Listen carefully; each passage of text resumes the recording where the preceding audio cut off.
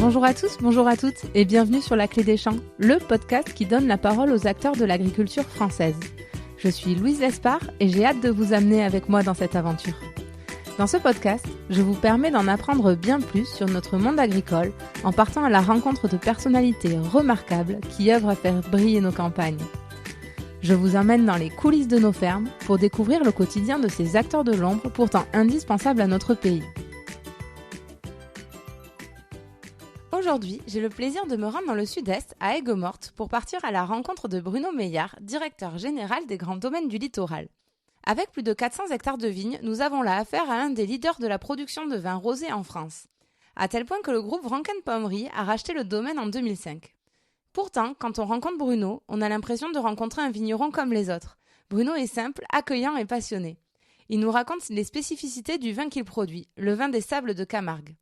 Les vignes sont tout bonnement plantées dans le sable, entourées d'eau, au milieu des salins. En se rendant sur les lieux, l'expression « jouer avec la nature » prend alors tout son sens. Mais comment réussir à produire du vin rosé dans ce milieu classé Natura 2000 où la nature est reine ?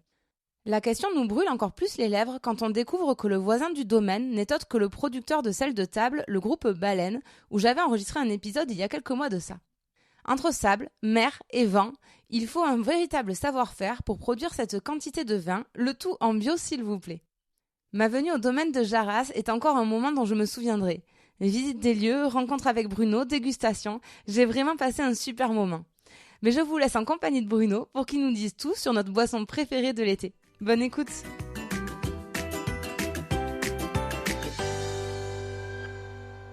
Bonjour Bruno, merci beaucoup de nous accueillir ici sur ton domaine. Pour démarrer, est-ce que tu pourrais te présenter et nous expliquer où c'est qu'on est ? Bonjour, bienvenue au domaine royal de Jarras. Donc on est ici à Aigues-Mortes, au cœur de la petite Camargue, en terroir sable de Camargue. Okay. Voilà, et moi je dirige le domaine royal de Jarras qui fait partie des grands domaines du littoral. Une filiale du groupe Franken-Pommery Monopole. Et là, donc on est au milieu des vignes, combien il y a d'hectares ? Alors, le domaine royal de Jarras, c'est le plus grand domaine bio d'Europe. Il y a 420 hectares de vignes sur un domaine qui au total fait 900 hectares. Ok. Bon, je m'excuse d'avance pour les auditeurs, pour ma voix. Je vous laisserai choisir si c'était les férias de Nîmes de samedi soir ou la défaite du Stade Montois à Montpellier de 50 points contre Bayonne, mais j'ai pas trop survécu au week-end. C'était les deux peut-être. Oui, c'est peut-être un cumul des deux.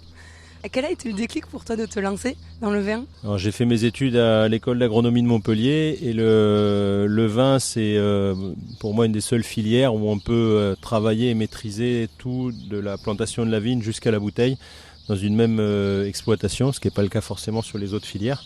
Et c'est ça qui m'a de suite plu. Puis après, une fois qu'on a mis la main dedans, on y passe en entier parce que c'est une passion dévorante, mais vraiment très, très intéressante et très conviviale en plus. Donc on joint l'utile à l'agréable. Et c'est quoi ton parcours ? J'ai fait l'école d'agronomie à Montpellier, à la sortie après le lycée et la prépa. Et derrière, j'ai travaillé de suite en cave coopérative au Languedoc. Donc je suis toujours resté dans le sud de la France pendant une quinzaine d'années, où j'ai dirigé une coopérative et une distillerie. Et puis après, je suis venu travailler ici au domaine royal de Jarras pour Monsieur Franken. On travaille sur des terroirs vraiment uniques et qu'on essaye de mettre en valeur au travers de toutes nos équipes commerciales qu'il y a partout dans le monde. Et je crois que tu as eu un stage, Cyril Laudet, avec qui j'ai fait l'épisode sur l'Armagnac. C'est improbable ça quand même. Oui, Cyril, effectivement, je l'ai vu démarrer chez nous quand j'étais dans l'Aude. Et je l'ai revu à Osgore il y a 2 ans, je crois. Voilà, et puis je lui passe le bonjour parce que je sais qu'il a pris de la grêle ce week-end, donc on pense très fort à lui. Ouais, ça n'a pas été évident dans l'Armagnac. Voilà, très, très fort à lui, mais je sais que avec l'Armagnac et tous les bons stocks qu'il a et tous les super produits qu'il fait, il va s'en sortir. On n'en doute pas et on espère évidemment très fort. Et alors, c'est quoi ton rôle à toi ici ? Donc moi, je dirige les grands domaines du littoral. Ça veut tout dire et ça veut rien dire. On gère les problèmes du quotidien, mais aussi mon rôle, c'est de faire le lien avec les clients et le commerce pour expliquer les terroirs, présenter les vins. Et puis je supervise, on va dire, les chefs de cave et les œnologues qui font les vins pour que le profil des vins de la maison, des domaines, soit d'année en année, soit continue, soit respecté et que ça évolue dans le bon sens. Tu nous dis expliquer le terroir. Tout à l'heure, tu nous as parlé de terroir complexe. Qu'est-ce qui fait votre spécificité ici? Alors, je parle beaucoup de terroir. C'est pas un gros mot pour moi, c'est quelque chose de très noble. Déjà, ça veut dire quoi? Ça inclut quoi le terroir? Alors, quand on dit terroir, on pense immédiatement au sol, au climat. Mais on oublie souvent le savoir-faire, les hommes et les femmes qui travaillent dans les vignes. Et moi, j'y mets beaucoup d'importance parce que c'est l'élément le plus important pour nous. Et ici, on est sur un terroir en sable de Camargue qui est unique au monde, qui vient d'être reconnu en appellation d'origine contrôlée, puisque le ministre a signé le décret le 6 mai dernier.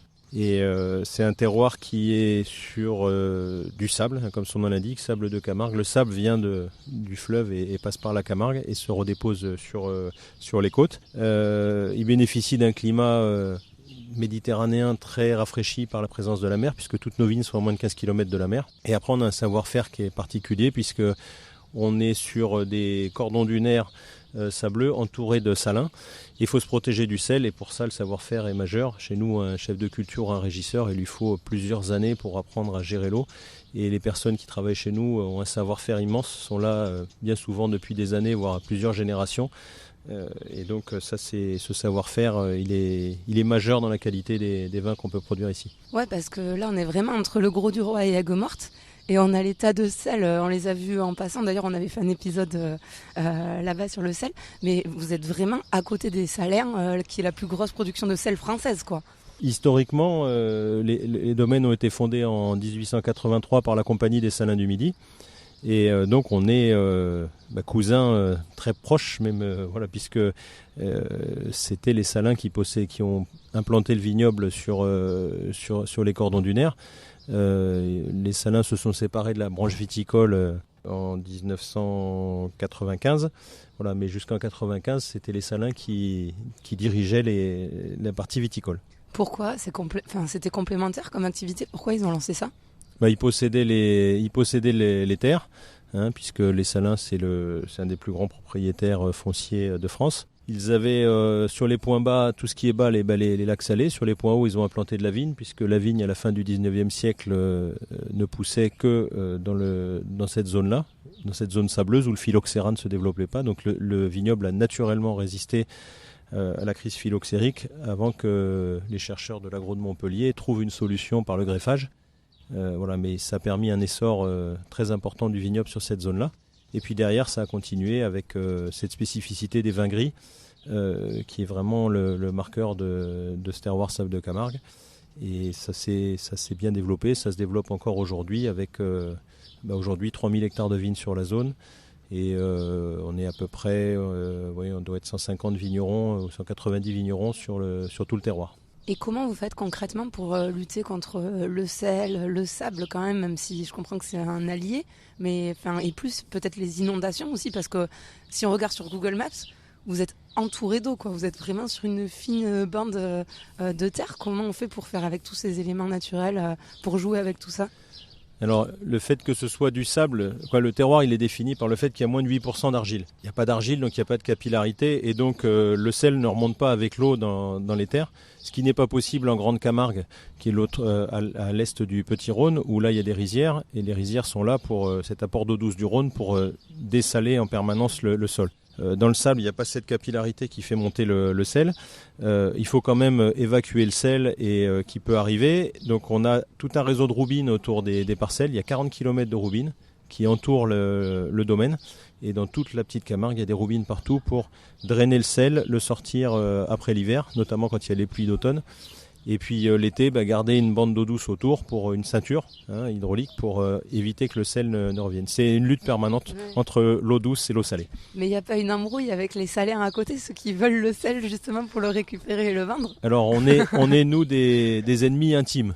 Intimes parce qu'on est de la même famille, de la même origine. Ennemis, alors on n'en est pas ennemis parce que on travaille côte à côte, on est voisins et ça se passe très bien. Mais il faut surtout pas que le sel rentre dans nos vignes et nous, il faut pas que l'eau douce aille dans le sel parce qu'effectivement, sinon, on va rediluer tout le travail qu'ils ont fait toute l'année pour concentrer. Donc c'est lié, ce lien intime est très fort et se retrouve dans les vins puisqu'on a des vins qui ont une grande minéralité, même une salinité, parce que au niveau du goût, on retrouve cette minéralité dans les vins et on sait d'où elle vient de l'environnement salin qu'il y a tout autour. Très bien. Et ben, je te propose qu'on poursuive à l'intérieur parce que je sais pas si les oiseaux cassent les oreilles des auditeurs ou pas, mais on va pas prendre de risques. Et puis pour que tu nous parles, tu as parlé de gris, donc on comprenne ce que c'est, de la fabrication du rosé aussi, et puis de voir pourquoi c'est un marché qui est de plus en plus porteur. À tout de suite. À tout de suite.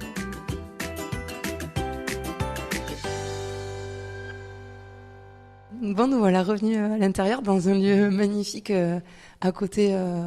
Je sais pas, on peut pas appeler ça des tonneaux parce que c'est vraiment des tonneaux géants. C'est des foudres. Ah, des foudres, ok. Alors, je mettrai des. Ils font 30 000 litres chacun, ce qui représente 40 000 bouteilles. Voilà. Ah ouais. Et ils ont servi jusqu'en 1980. Et ils avaient une centaine d'années. Ils auront l'année prochaine 140 ans. Ah ouais. Ils sont énormes. Je les mettrai des photos sur les réseaux sociaux.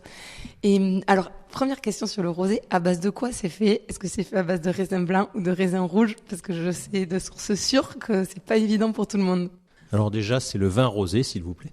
Le vin rosé. On met vin devant parce que c'est un vin à part entière qui maintenant, je pense, est connu et reconnu par tout le monde. C'est une couleur vraiment à part entière entre le blanc et le rouge, effectivement. Alors c'est pas très bien défini, mais c'est un espace de liberté entre le vin blanc et le vin rouge, et on souhaite à ce que ça reste comme ça. Ce n'est surtout pas un mélange de vin blanc et de vin rouge, effectivement. Ça a été la question s'est posée. En Europe, c'est pas un mélange, c'est interdit, et ça a été clarifié par la réglementation. Parce que j'ai quand même vu, petit aparté, en faisant mes recherches, que 15% des vins de rosé dans le monde étaient quand même faits avec cette méthode de fabrication un peu litigieuse, quoi, de mélanger du vin rouge et du vin blanc. Oui, c'est fait en Afrique du Sud, en Amérique du Sud, je crois aussi. Et Australie. En Afrique du Sud, voilà les pays, on va dire certains pays du Nouveau Monde. Mais quand on veut faire un vin rosé de qualité à part entière, ça se fait à la vigne. Ça commence au vignoble et ça se fait avec des raisins rouges, effectivement, un peu de raisin blanc aussi, qu'on peut récolter en même temps. Voilà, on ne peut pas assembler les vins, mais on peut récolter des blancs et des rouges en même temps. Mais c'est surtout des vins rouges qui sont pas ou peu macérés. Donc, des raisins rouges. Voilà, on extrait peu la couleur. Et les raisins rouges, la majorité des cépages, la majorité des variétés ont la peau noire et le jus blanc. Donc, suivant le temps de macération qu'on laisse, on va obtenir plus ou moins de couleur. Et donc, suivant le profil de vin et le savoir-faire qu'on peut avoir sur les différents terroirs, on a des vins plus ou moins rosés, plus ou moins colorés. Du très pâle qui est presque un blanc jusqu'au presque rouge, voilà, avec certains clairets. Ouais.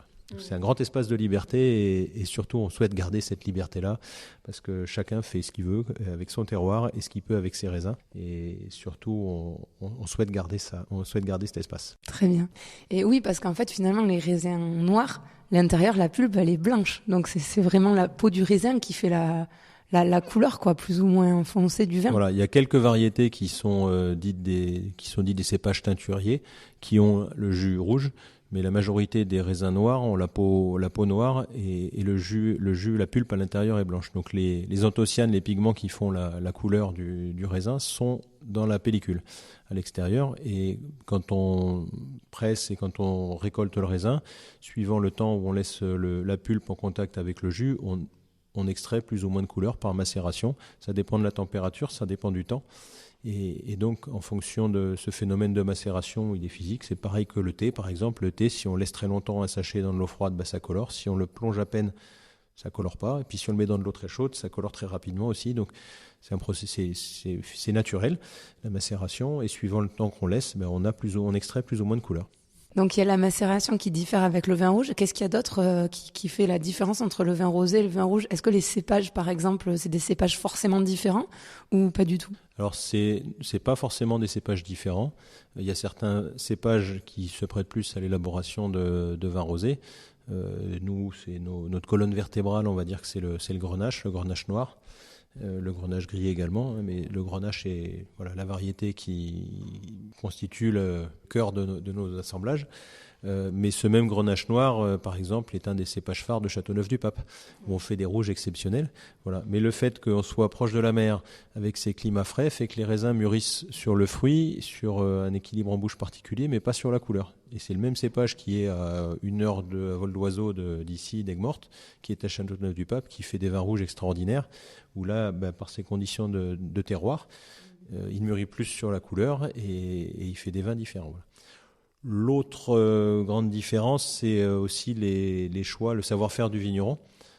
Pour faire du vin rosé, comme je vous ai dit, ça se fait à la vigne. C'est comme au rugby, hein. On fait 70% de la qualité, pour moi en tout cas 70% de la qualité au vignoble, et puis on marque l'essai et on le transforme en cave. Voilà, et on cherche en cave à conserver la qualité du vin. Ça se fait à la vigne, c'est-à-dire qu'on non seulement on plante les variétés, mais aussi on les conduit pour faire des vins rosés, de façon à ce qu'on ait suffisamment de raisins avec un bon équilibre. Et puis surtout, on le récolte à une maturité différente. C'est-à-dire qu'on récolte plus tôt pour faire des vins rosés. D'accord. On récolte juste quand le goût fruité qu'on veut arrive, et pas trop loin, parce que sinon le fruit, d'un fruit frais devient un fruit confituré. Et ça donne évidemment le goût du raisin se transfère dans le vin, hein, se retrouve dans le vin. Donc si on avait des fruits trop confiturés, on aurait des vins rosés qui seraient trop lourds et trop mûrs, on va dire. Donc voilà, ça c'est aussi très important pour nous. J'ai vu que vous vendangiez de nuit pour le rosé, c'est le cas? Oui, c'est le cas. Bon, depuis très très longtemps, on vendange de nuit. Effectivement, ici, on est une des zones les plus précoces de France, puisqu'on vendange début août. Ah oui. Début août, même si on est au bord de la Méditerranée et qu'on a 5 degrés de moins qu'à l'intérieur des terres, il peut quand même faire 35 degrés la journée. Et donc, on cherche à avoir des arômes de fruits frais. Et pour ça, il faut récolter des fruits frais. Donc, la nuit, ça s'y prête beaucoup plus. Donc, on vendange à partir du moment où la température descend en dessous de 20 degrés Celsius. On attend, en général, on commence vers minuit. Et puis, jusqu'à ce que le soleil commence à réchauffer l'atmosphère et les raisins, donc jusqu'à 9h, 10h du matin. Voilà, donc, on a cette tranche-là où on bénéficie de frigories gratuites. Hein. Il faut qu'on reste en dessous de 20 degrés Celsius. Et après, tout le travail, c'est jusqu'à la bouteille, c'est de ne pas rompre cette chaîne du frais, c'est-à-dire rester entre 15 et 20 degrés Celsius pour qu'on préserve ces arômes de fruits frais le plus possible. Du coup, vous devez avoir un vrai souci de recrutement de saisonniers, non? Parce que travailler de nuit, alors j'imagine que c'est moins pénible que de travailler la journée sous 35 en plein été ici chez vous, mais quand même, il faut trouver du monde pour faire ça. Alors on vendange beaucoup, à part les vieilles vignes qui sont vendangées à la main, mais on vendange la majorité à la machine. D'accord, voilà, ok. Donc c'est plus simple. Par rapport à la main-d'œuvre, au niveau des vendanges, on a essentiellement des salariés permanents de l'entreprise. Les saisonniers viennent plus pour la taille, mais pour la vendange, c'est essentiellement du personnel permanent de l'entreprise qui travaille. Et effectivement, quand on a pris le rythme de la vendange de nuit, c'est plus agréable de travailler la nuit à la fraîche qu'en pleine journée sous un fort soleil. Et les vieilles vignes qu'on vendange, comme celle à côté de laquelle on était tout à l'heure, ils sont vendangés à la main. Et même là, une fois que les vendangeurs ont fait de nuit, ils disent c'est bien mieux la nuit. Ouais. Vous pouvez utiliser des machines parce qu'il n'y a pas d'enjeu de préserver vraiment le raisin, d'y faire très attention. Vous pouvez vraiment récolter comme ça en grande masse sans souci, sans détériorer la qualité du vin à la fin. Alors la machine à vendanger, quand elle est bien utilisée, ne détériore pas la qualité du vin.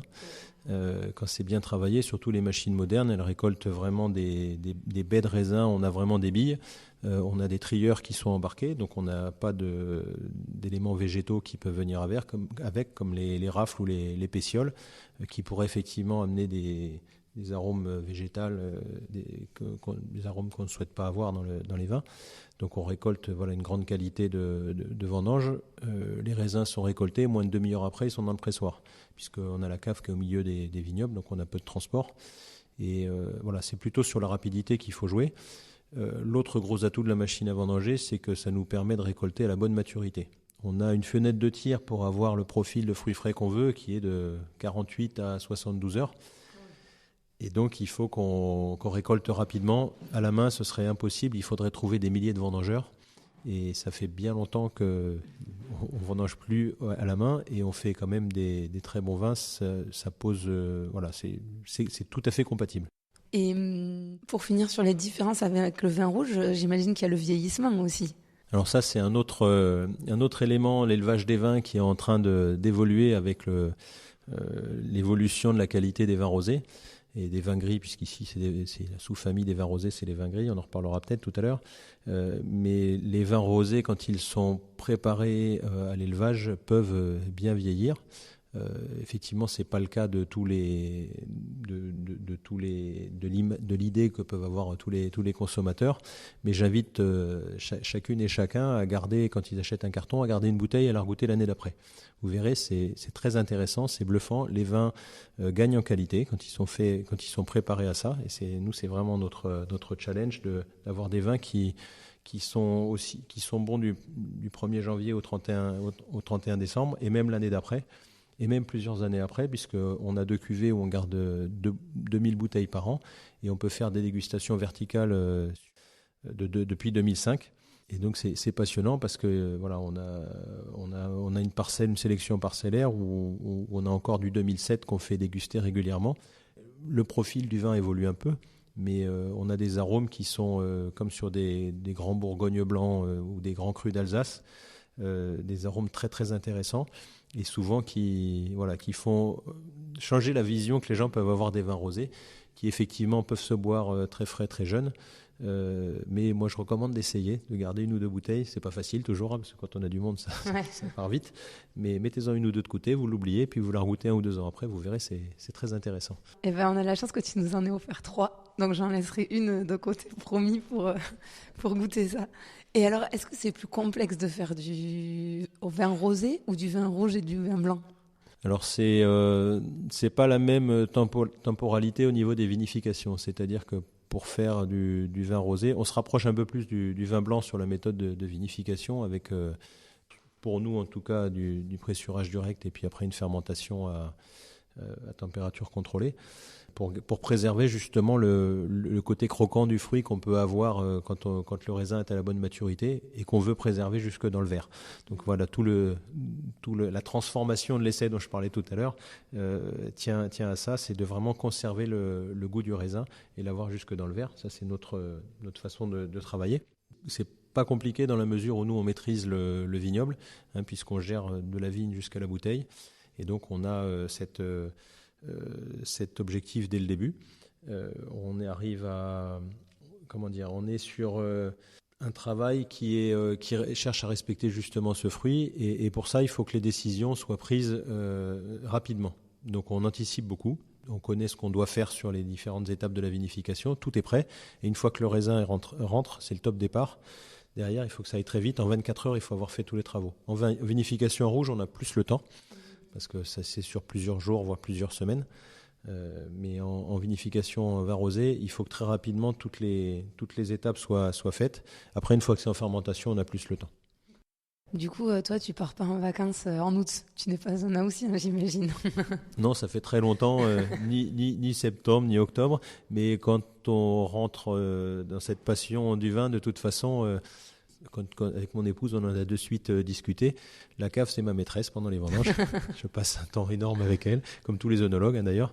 Voilà, sauf que bon, c'est une passion et donc on y reste avec plaisir et on manquerait ça pour rien au monde. Je vois. Et ça fait plusieurs fois que tu nous parles de gris. Qu'est-ce que c'est que cette histoire ? Alors, en Sable de Camargue, on fait des vins gris, qui est une sous-famille des vins rosés. C'est la conséquence des conditions du terroir dont on a parlé tout à l'heure, avec ces conditions de maturation qui n'amènent pas les raisins à beaucoup être colorés. L'autre élément, c'est que le sol est peu acide, donc on a des couleurs qui sont plutôt sur un rose saumoné et très pâle. Voilà, donc c'est cette nuance de la famille des vins rosés qui est très vaste, qu'on appelle gris. Et on a aussi le gris de gris, qui est un vin gris fait à partir d'un cépage gris, en l'occurrence chez nous du grenache gris. Voilà, donc c'est cette sous-famille et on tient à cette couleur-là, à tel point que sur l'appellation d'origine contrôlée, on a demandé l'appellation que sur les couleurs gris et gris de gris. Avant, on faisait du blanc et du rouge, donc on ne les fera pas en appellation parce que vraiment notre spécificité, c'est le vin gris et le gris de gris. Du coup, l'appellation d'origine contrôlée, c'est Sable de Camargue ? Vin gris, Sable de Camargue, c'est comme ça que ça va s'appeler ? Oui, appellation d'origine contrôlée, Sable de Camargue. Okay. Ça a gardé le nom qu'on avait jusqu'à présent, puisqu'on était IGP. Maintenant, on va passer à OP très prochainement. Pourquoi vous avez fait cette démarche ? Justement, on a le savoir-faire, il faut le faire savoir. Faire savoir qu'on a justement un terroir particulier et qu'il donne des vins qui sont particuliers. Ça, voilà, vous verrez à la dégustation. On est différent des vins rosés qu'on peut trouver ailleurs autour de chez nous ou en Provence, avec des profils qui sont différents. Et le meilleur moyen de le faire savoir, c'est de l'écrire sur la bouteille, que c'est une appellation d'origine et qu'on en est fier et que notre savoir-faire, il est vraiment unique. Et le cahier des charges, quelle est la différence entre le cahier des charges de l'IGP et de l'AOC? Qu'est-ce qui a été complexifié, rajouté Alors on avait déjà un cahier des charges très pointu en IGP, allant même jusqu'à une délimitation parcellaire pour l'IGP, ce qui est très rare, ce que certaines AOC n'ont pas, où c'est juste un village ou un département. On allait jusqu'à la parcelle. Donc ça, on l'a conservé bien sûr. Ça a été affiné par les experts de l'INAO. Nous, ils ont fait un travail très très fin et très poussé et qui a été très bien fait. On a quelques hectares qui vont sortir de l'AOC, mais on n'a pas contesté parce qu'effectivement, c'était il y a des zones où il y avait un peu beaucoup d'argile pour pouvoir s'appeler sable. L'autre élément, il a fallu baisser un petit peu le rendement de 5 hecto-hectares. Ça fait partie du jeu, on va dire, du passage en AOC, mais on a conservé un niveau de production qui permet à la vigne d'avoir sa vigueur nécessaire à résister aux conditions du milieu qui sont vraiment particulières. Et après, on a beaucoup plus de contrôle en amont au vignoble, mais ça c'est le propre des appellations d'origine, et moins sur l'aval, puisque une fois qu'on a fait tous les contrôles au vignoble, derrière la qualité elle suit naturellement. Et je vais passer à la minute économie. Le domaine, il appartient aujourd'hui à un grand groupe, au groupe Vrancken-Pommery, tu nous l'as dit au début. Pourquoi ils ont décidé d'investir dans le rosé et quand c'est que ça s'est fait ? Alors, Monsieur Vrancken a commencé à investir sur ce vignoble en 2005. Et en fait, on a aujourd'hui d'autres acteurs de la Champagne qui arrivent, notamment en Provence. Donc maintenant, ça devient quelque chose d'assez tous les ans. Il y a un groupe champenois qui achète un domaine ou des propriétés viticoles. En fait, il y a deux éléments à mon sens. C'est qu'on est au niveau commercial en contre-saison par rapport au champagne. Donc, quand il se vend beaucoup de champagne en fin d'année, les vins rosés se vendent plus printemps, été qu'en début d'année. Et puis voilà, donc ça permet les forces de vente de les mutualiser. Et on est aussi sur des clientèles aujourd'hui qui se rapprochent beaucoup, puisque le vin rosé se retrouve dans les très beaux établissements, sur les plages, sur la côte. À des endroits où il y a aussi du champagne, dans les beaux hôtels. Donc il y a toute une clientèle dans le monde entier qui est pas exactement la même, mais qui est très proche que celle du champagne. Donc ça se complète idéalement pour permettre que les forces de vente puissent vendre les deux types de vins, le champagne et le vin rosé. Et comment se porte le marché du rosé aujourd'hui ? Est-ce que c'est un marché porteur ? Qu'est-ce qui se passe sur le rosé ? Alors le vin rosé, c'est un marché qui a en France, sur les 15 dernières années, a énormément progressé. Aujourd'hui, on est de l'ordre d'un tiers de part de marché pour les vins rosés. Par rapport à la totalité des vins ? Par rapport à la totalité, il y a moitié de rouge, un tiers de vin rosé. Et voilà. Et après, c'est entre le vin rosé et le vin blanc que ça s'équilibre. Mais effectivement, le vin rosé a pris des parts de marché au vin rouge notamment. Sur les 15 dernières années, on arrive ça se stabilise parce que quand même un tiers, ça fait beaucoup.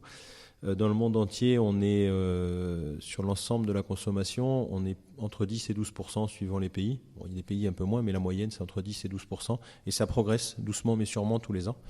Surtout sur les profils que l'on fait, c'est-à-dire des vins rosés, pâles et secs qui sont pas sucrés. C'est cette catégorie-là qui progresse. Donc ça laisse entrevoir, si le monde entier passe de 10 à 30%, ça laisse entrevoir une progression importante. Voilà, après, ça se fait doucement mais sûrement, de façon à ce que la qualité, qui est le point le plus important, suive, hein, parce que, encore une fois, on ne fait pas du vin rosé juste comme ça et en mélangeant du blanc et du rouge. Ça se fait à la vigne, des bons vins rosés, et il faut le savoir-faire au vignoble, en cave, l'équipement. Et donc, voilà, il faut le faire correctement si on veut que ça continue à se développer comme ça. Et qu'on n'ait pas mal à la tête le lendemain. Oui, alors ça, c'est fini. C'est un mythe qui est... Qui a été une réalité de temps en temps pour moi. Oui, mais c'est pareil avec le blanc et le rouge. Si on en boit trop, c'est l'alcool, à un moment, ça déshydrate. Donc, il faut en consommer avec modération. Non, c'est un mythe qui vient quand même du passé et du fait que, par le passé, certains vignerons faisaient des vins rosés par défaut. C'est-à-dire que quand on veut concentrer une cuve de rouge, on la saigne, on enlève 10% du jus. Et ce jus, il est pâle parce que dès qu'on a encuvé les raisins, on sort du jus qui est rosé. Et ce jus, on le laisse fermenter d'un côté. Et comme il est récolté pas à la bonne maturité pour les vins rosés, puisque c'est pour faire des rouges, qu'en plus il est fermenté, on s'en occupe pas en priorité, ça fait un vin qui est pas forcément, qui a des tanins, dont les raisins ont été trop mûrs. Donc il faut le sulfiter pour pas qu'il évolue trop. Puis il faut le vendre vite, donc on le vend pas cher. Oui. Donc le mythe du petit vin rosé, ça a existé. Aujourd'hui, je crois que honnêtement, ça n'existe plus ou plus beaucoup, notamment en France. Il y a des progrès et tout le monde a pris conscience qu'encore une fois, le vin rosé, c'est un vin à part entière. Ça peut être un grand vin si on fait ce qu'il faut. Et voilà, ça fait plus mal à la tête. En tout cas, les nôtres, ils font pas mal à la tête. on sulfite très peu, donc on peut consommer avec modération, mais je garantis, c'est testé, approuvé. Et tu nous parlais de consommation dans le monde, ça m'amène à la question de l'auditeur. C'est Hélène qui te demande dans quel pays est consommé le plus de rosé. Alors c'est en France, puisque un tiers de part de marché, c'est quand même énorme. Les Français sont les plus grands amateurs de vin rosé. Après, on a des zones.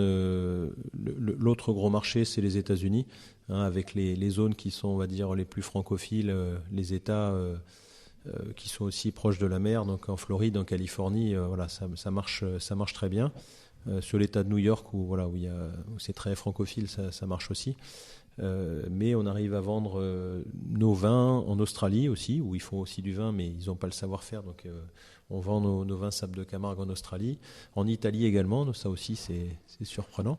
Voilà, donc ça, ce vin, cette qualité, elle est de plus en plus reconnue à l'international, à tel point qu'aujourd'hui on a nous 60% de nos bouteilles qui sont vendues à l'export. Et c'est quoi votre cible principale, le client principal? Est-ce que vous ciblez plutôt une cible jeune, etc. En termes de marketing, c'est quoi vos priorités? C'est difficile à dire qu'on va cibler un client parce que je ne veux pas m'interdire de pouvoir faire découvrir les vins aux autres.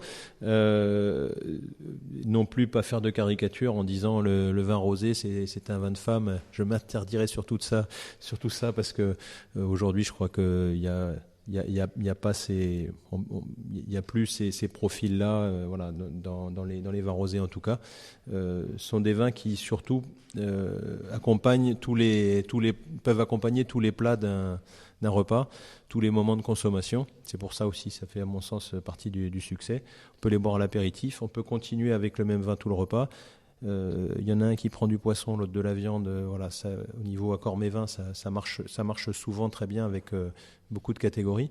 Donc cet espace de liberté, on peut le retrouver aussi dans les accords mets-vins et consommer du vin rosé sans se prendre la tête. Pour le plaisir, on a aussi des cuvées où on peut faire des dégustations de sommelier ou plus œnologiques, faire des verticales. Voilà, donc le vin rosé est sorti de l'adolescence, on va dire, et rentré dans le monde adulte. C'est un jeune adulte, donc effectivement, souvent il y a beaucoup de jeunes adultes qui le consomment, mais on est au début d'une belle histoire et je pense qu'avec tous les travaux qui sont faits et tout ce qu'on peut faire en élevage après dans les caves et en travail sur la qualité des raisins, on n'est qu'au début de la belle histoire. Et ça fait plusieurs fois que tu nous parles d'espace de liberté, mais le rosé, il a aussi une espace de liberté. En tout cas, il s'autorise une espace de liberté marketing sur les étiquettes. Même vous avez une gamme qui s'appelle Pink Flamingo, donc le flamant rose. J'ai vu sur votre site, vous en avez il y a des flamants roses un peu partout. Vous modernisez finalement ce marché du vin par le rosé. Oui, je pense que ça y fait pas forcément du mal, mais plutôt du bien. C'est effectivement, je pense qu'attendent les consommateurs, c'est de pouvoir avoir aussi des habillages un peu plus fun et un peu plus sympas. Il y a le côté statutaire du vin, du monde du vin qui effraie certains consommateurs, on le sait. Quand on leur explique un peu, voilà, ça va bien, mais on a envie aussi de déguster un bon vin sans forcément que ce soit trop compliqué. S'autoriser à avoir un avis, dire j'aime ou j'aime pas, sans avoir besoin de savoir s'il y a des arômes de fruits rouges, de citron ou de petit cassis et compagnie. Voilà, donc il faut que ça puisse plaire à... je pense que ça fait partie vraiment des raisons du succès du vin rosé, c'est qu'on s'autorise à le déguster, à dire j'aime ou j'aime pas, sans avoir besoin d'avoir fait des études d'œnologie ou de sommelier. Et ça fait partie aussi du succès des vins rosés. Et ça se retrouve effectivement dans le marketing et dans les bouteilles qui sont des bouteilles en forme, des jolies étiquettes colorées. Et ça fait pas de mal. Ouais, ça a pris le contre-pied du vin rouge et qui est souvent joué sur l'image traditionnelle des châteaux, des étiquettes un peu anciennes. Et ça les a fait bouger aussi un peu le vin rouge, non ? Parce qu'on voit de plus en plus quand même de bouteilles de vin rouge qui respectent plus ce côté très tradition, terroir, etc. Alors, avant de travailler ici, j'ai travaillé en Languedoc, dans l'Aude, et ça fait un moment que certains vignerons, là-dessus, innovent beaucoup, font des étiquettes sympas, changent. Il y a une étiquette par cuvée avec des noms très, qui sortent justement de la tradition. Il y a des châteaux qui sont bien installés avec des étiquettes très statutaires, mais il y a aussi beaucoup de cuvées comme ça, et ça a permis aussi le renouveau de toute une zone au niveau du Languedoc, par exemple, où la qualité des vins est là, mais elle n'était pas connue. Je crois qu'aujourd'hui, plus personne ne peut dire qu'il n'y a pas des bons vins dans le sud de la France. Il y a des très bons vins, et en plus, ils savent innover avec des étiquettes sympas et faire changer les codes.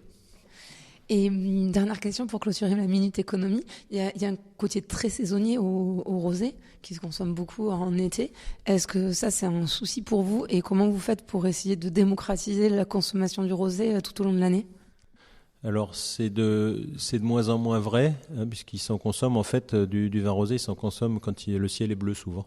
Puisque dans les stations de ski, maintenant, dans tous les bars d'altitude, les restaurants d'altitude, il y a des vins rosés, même plusieurs, qui sont proposés à la carte, et on voit que ça marche. Tout le monde boit un verre de vin rosé dès que le ciel est bleu. Donc ça évolue bien. Ceci dit, ça reste encore très saisonnier, effectivement, dès qu'on peut faire un barbecue et manger en terrasse. Sinon, quand on est en ville, effectivement, on apprécie un verre de vin rosé. C'est pas une problématique pour nous, dans la mesure justement où on travaille sur cette notion de sortir du millésime et de forcément boire toujours le dernier millésime au moment. Quand les vins, encore une fois, sont préparés, ils peuvent bien évoluer. Et puis on a lancé, nous, on a aussi un château en Provence, on a lancé une cuvée multi-millésime, où justement on a une majorité du millésime de l'année, mais on a aussi des vins de réserve, qui permettent d'avoir un goût constant et une qualité constante tout au long de l'année et d'une année sur l'autre. Ça, c'est le propre d'une marque, c'est de permettre aux consommateurs de retrouver la qualité qu'il aime tout le temps, partout dans le monde. Et à l'instar de ce qui peut se faire sur le champagne, où il y a les grandes marques ont des bruts sans année, qui sont des assemblages de plusieurs vins de réserve. On a lancé ça pareil sur la Provence. Et voilà, faut expliquer, c'est le début, c'est de la pédagogie. Mais je pense que c'est aussi un élément pour le futur de la vie de la catégorie des vins rosés à prendre en compte. Parce qu'il faut qu'on sorte du sempiternel millésime de l'année qui n'a pas de sens, parce que au mois de février ou mars, c'est trop tôt. C'est bon, juin, juillet, août, 3 mois de l'année. Or, il s'en boit toute l'année du vin rosé, et il faut qu'en décembre, le vin soit encore très, très bien, très fruité, très agréable. Et pour ça, il faut travailler sur l'assemblage. Et est-ce que tu penses qu'un jour, il y aura des bouteilles de vin rosé qui se vendront au prix des bouteilles de vin rouge ? Ça y est déjà. C'est ce que j'allais dire. Et est-ce que c'est déjà le cas, si ça se trouve ? Ça y est déjà. Puisque nous, on a la cuvée, la sélection parcellaire, là, qui sont les vieilles vignes, front de pied, en sélection massale sur le domaine, cuvée Favé 9-10. Celle-ci, elle est vendue à la boutique à 16 €. En Provence, on a une cuvée où là, il y a de l'élevage pendant 6 mois, où là, elle est vendue 60 €. Et puis, il y a des vins rosés qui ont des prix à 3 chiffres aujourd'hui. Ça existe. Alors, c'est une toute petite partie de la consommation, mais je pense qu'on a un travail à faire, notamment avec les sommeliers, par exemple, pour que sur les cartes des vins, il y ait il y ait autant de pages de blanc que de vin rosé et que de vin rouge, voilà, et qu'on arrive à montrer la diversité des terroirs et des millésimes aussi qu'il peut y avoir sur les vins rosés. Voilà, on aura bien avancé quand on aura plus de pages de vin rosé dans les cartes de sommelier, je pense, mais on va y arriver. Ben, on comptera la prochaine fois qu'on voit une carte. Bon, je vais passer à mes questions de fin. Ma première, c'est qu'est-ce qui te rend fier à toi de travailler dans le vin rosé et de t'investir au quotidien sur ce produit? Alors, c'est surtout de travailler sur ce domaine et sur ces domaines où on est vraiment fier de pouvoir, depuis l'année prochaine, ça fera 140 ans, continuer la belle histoire, faire vivre sur notre entreprise, on fait vivre plus de 300 familles sur le secteur. Et par cette vie du terroir et la mise en valeur des vins du terroir, pouvoir avoir cette durabilité dans notre activité, en étant en plus, tous les vignobles sont en bio, donc au niveau environnemental, on a la même biodiversité qu'un parc naturel régional. Donc c'est pas parfait, mais on est tous fiers de travailler vraiment dans ce beau terroir et de le mettre en valeur au quotidien, parce que vous avez vu, j'ai le plus beau bureau du monde. Ouais, c'est magnifique. Tous les matins on arrive, il y a des flamants roses qui nous saluent, on a des chevaux Camargue autour, on a les vignes sont magnifiques, on a les pieds dans le sable, donc c'est vraiment superbe et on est fiers de porter cette bonne parole au travers de nos bouteilles. Ma deuxième question, c'est est-ce que tu aurais un truc pour nous pour étaler notre science la prochaine fois qu'on boit un verre de rosé avec des amis? Je pense qu'il faut pas forcément trop, comme je disais tout à l'heure, se prendre la tête, mais effectivement savoir que la couleur vient de la pellicule du raisin et pas de la pulpe, que c'est pas un assemblage de blanc et de rouge, déjà c'est quelque chose de fondamental et qu'il faut expliquer, que c'est un vin à part entière et que c'est pas simple à faire. Donc ça, c'est pour un peu étaler la science. Et puis après, sur la dégustation, c'est surtout pouvoir aussi, un premier verre, je dirais, l'apprécier comme ça pour se rafraîchir. Mais sur le deuxième, faire une vraie dégustation et se concentrer comme quand on goûte un vin blanc ou un vin rouge, aller chercher un peu les arômes. Et voilà, donc il y a cette dualité dans la dégustation des vins rosés, soit le côté plaisir sympa et à la limite, certains mettre des glaçons dedans. Moi, du moment qu'ils consomment du vin rosé, ça me gêne pas. Mais aussi pouvoir, pour étaler sa science, montrer qu'on peut le déguster, aller chercher des arômes, voir qu'il y a un premier nez, un deuxième nez, et qu'il y a de la complexité. Voilà, donc sans être rabat-joie, il faut avoir les interlocuteurs qui vont avec, mais je trouve que c'est intéressant, et sur les accords mévins aussi, d'aller chercher des choses un peu particulières, comme on le fait avec un vin blanc et un vin rouge naturellement. Il vaut mieux pas mettre de glaçons dans son rosé? Ça, c'est un vrai truc pour étaler sa science. Faut-il mettre un glaçon dans son rosé? Moi, je suis pas un ayatollah du glaçon ou de la dégustation. Je préfère que le vin soit servi bien frappé, bien frais, sorti du frigo et puis dans un seau à glace. Voilà, il n'y a pas besoin. Si le vin est à température, il n'y a pas besoin. C'est mieux parce que ça dilue pas le vin aussi. Oui, parce que ça met de l'eau dans le vin. On met des glaçons, on met de l'eau dans le vin, mais certains mettent des glaçons dans le vin blanc aussi, ou dans le champagne, ça arrive. Voilà, donc moi, il n'y a pas de règle, on va dire, comme ça. Et surtout, encore une fois, je parle de liberté. Faisons avec le vin rosé. Faites ce que vous avez envie. Mais voilà, ça peut être intéressant aussi de se concentrer sur le deuxième verre, de se concentrer sur la dégustation pour voir que c'est un vin à part entière, qu'il est complexe. Et puis d'expliquer ça, je pense que vous ferez découvrir les vins rosés d'une autre façon. Déjà à dire vin rosé, et vous le ferez découvrir aux autres convives avec un autre œil, une autre vision, un autre angle. Et ça, c'est sympa. Très bien. Et ma dernière question, c'est où c'est qu'on peut commander les bouteilles, suivre l'actualité du domaine, te contacter? Alors on a un site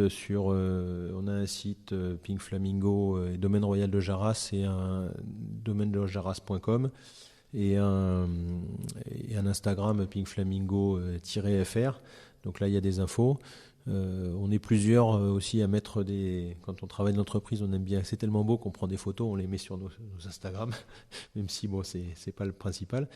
Et après, les vins, ils sont disponibles. Alors le Pink Flamingo, aujourd'hui, il est de plus en plus distribué partout en France. On le retrouve assez facilement, surtout en ce moment où il est bien mis en avant.